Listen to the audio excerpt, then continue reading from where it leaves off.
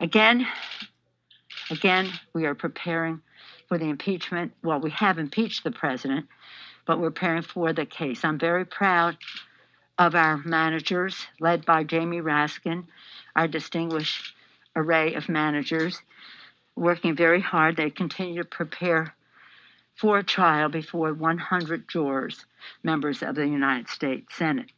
This trial is about the protection of the Constitution and the preservation of our republic. We will insist upon the integrity and fairness of the proceedings, recognizing the role that the Senate plays in all of this.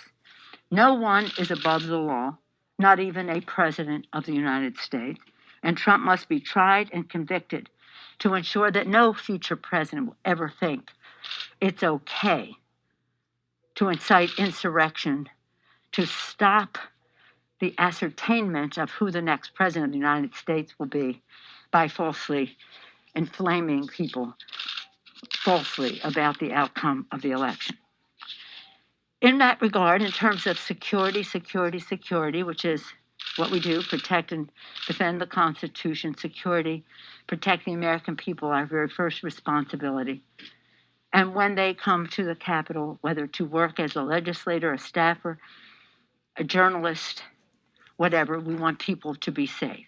Later today, I'll be meeting with General Honoré, Russell Honoré, who's leading a security review of the Capitol complex.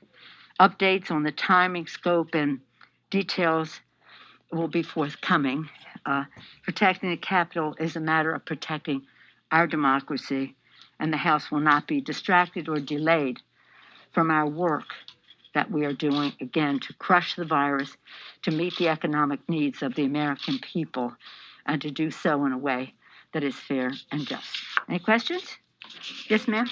Madam Speaker, I wanted to ask you about Marjorie Taylor Greene. How concerned are you about her past posts, remarks, rhetoric?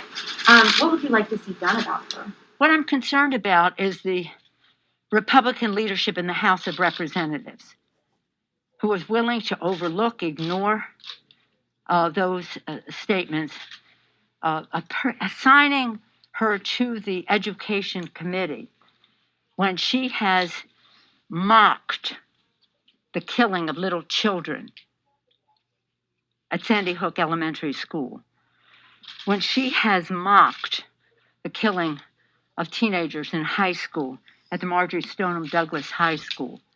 What could they be thinking, or is thinking too generous a word for what they might be doing?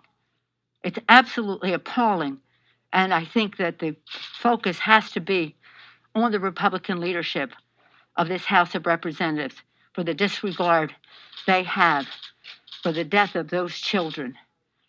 They not only are they not interested in gun safety and gun violence prevention by passing legislation for background checks legislation, which is overwhelmingly supported in a bipartisan way in the country, but to have someone who would mock, call it a fake, if those fake events onto the is just beyond.